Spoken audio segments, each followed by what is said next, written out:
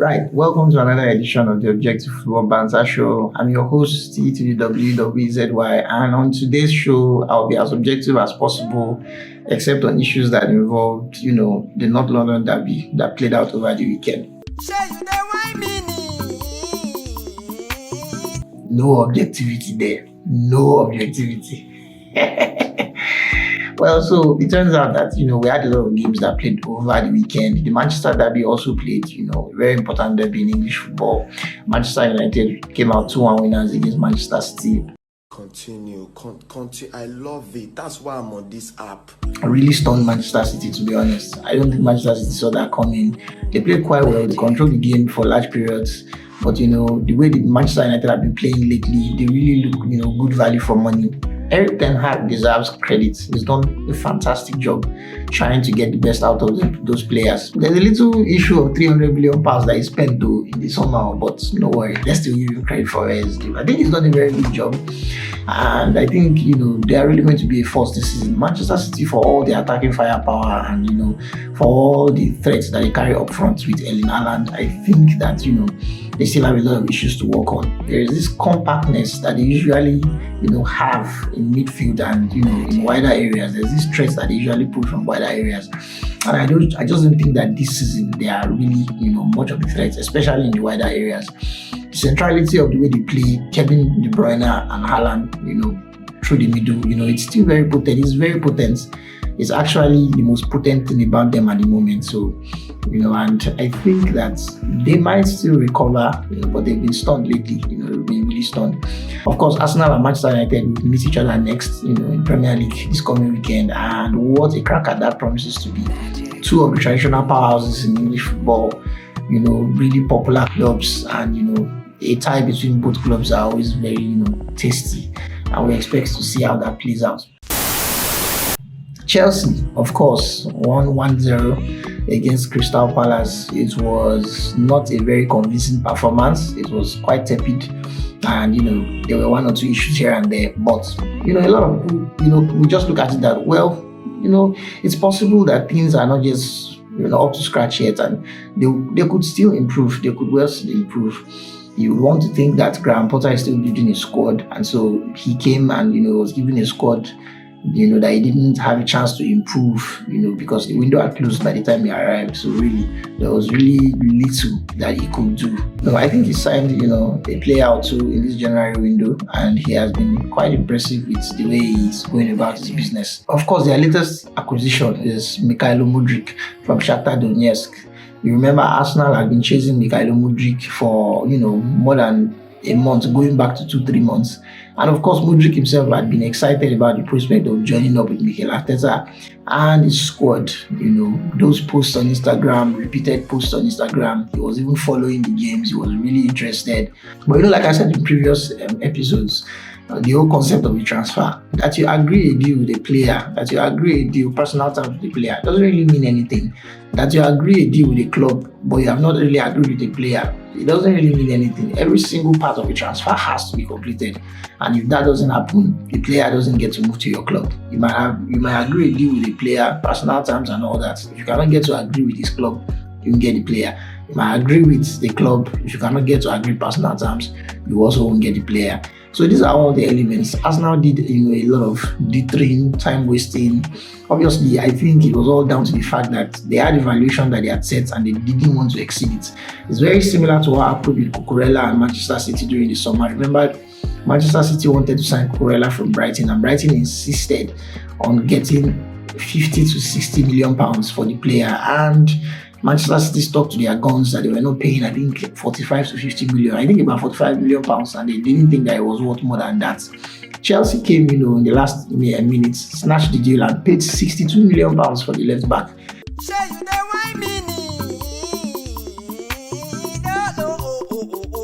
And they snatched him away, and the jury's out there. Nobody really knows. Can we really say Cucurella has been worth the amount that was paid for him? We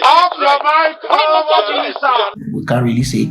I'll leave that to you guys, to find out. But Manchester City stuck to their valuation, even though they had the money to pay for it. They stuck to a valuation for the player, and they refused to budge. It's the same thing that happened with Mikhail Mudryk. Arsenal really didn't even, they had actually gone overboard by bidding as high as 95 million euros. They had never done that for a footballer before. It was supposed to be their record signing, which is, weird for a club like Arsenal to, splash that amount of cash on somebody who plays, in the Ukrainian league, has only played 8 games for the national team, hasn't scored up to 20 league goals in his career, hasn't played more than 40 senior appearances. So, there were one or two, feet hesitants there to just put that kind of money down. But Arsenal went all the way. But then it came down to the structure of the payments. There are issues about how the bonuses will be paid.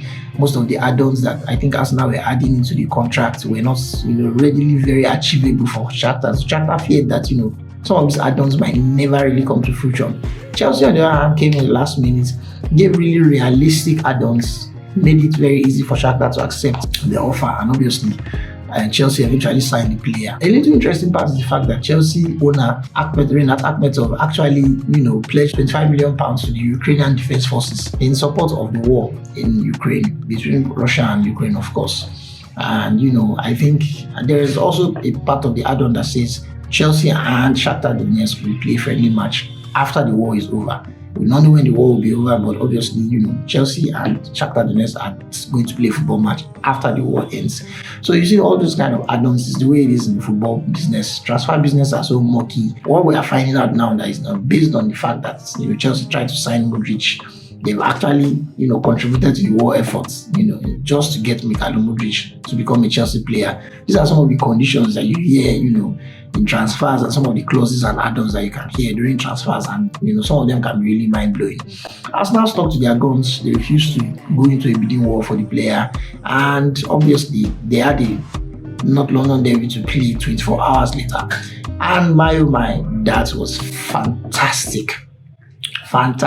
Look away now, Tottenham fans. Just tell me, after watching that game, especially the first half, do you honestly think that Antonio Conte is a better manager than Mikel Arteta?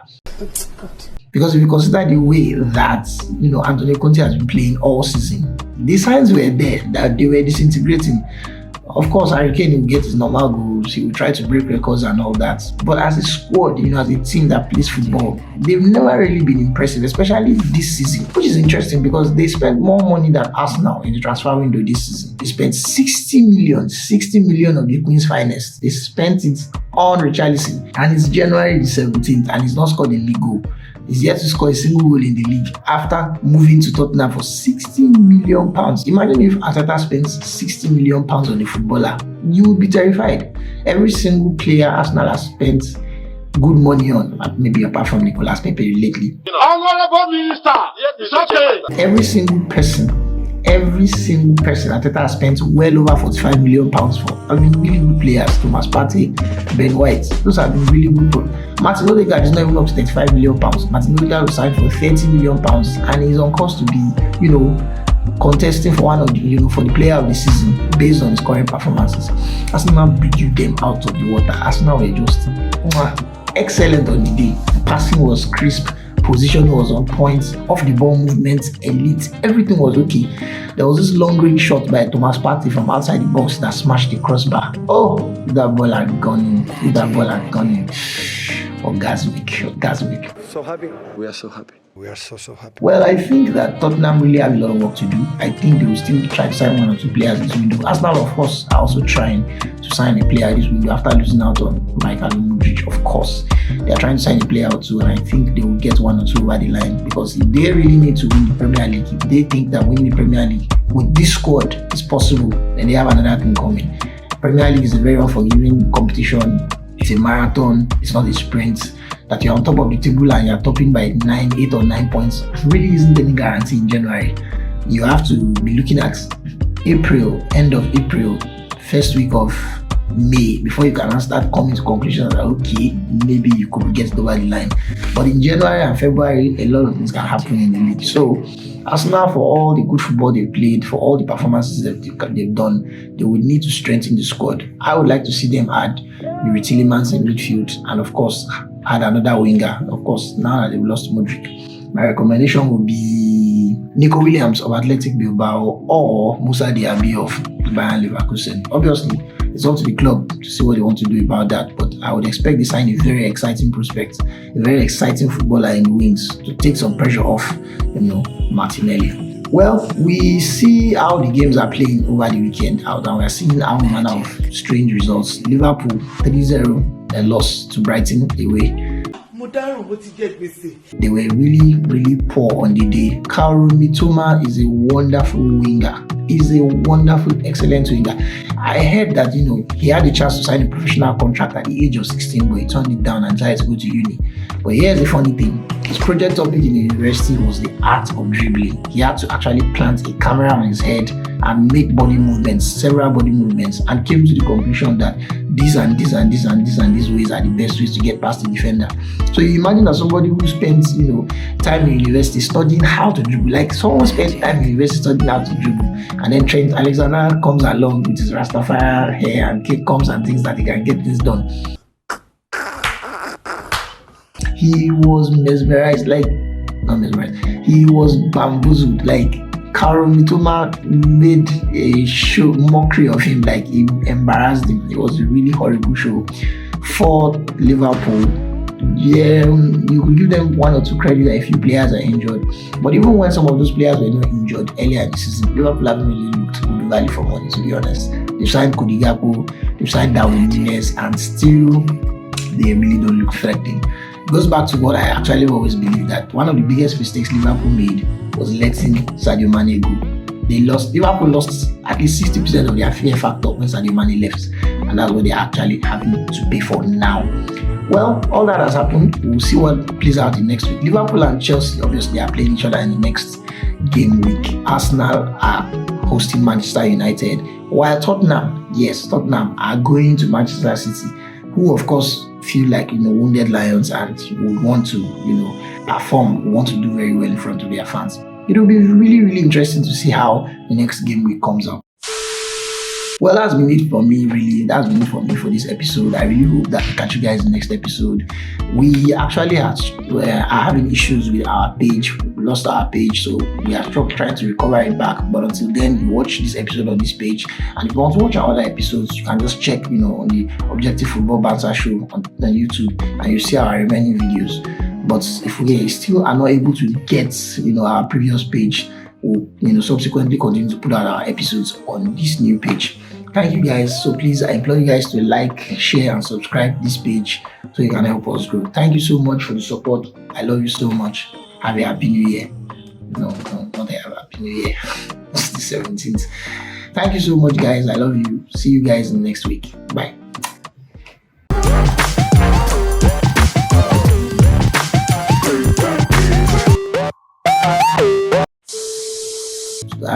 He signed a player.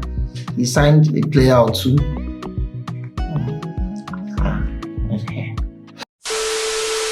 But like I've said in previous, think about it very well, because if you consider the way Manchester City and Chelsea, because if you consider the way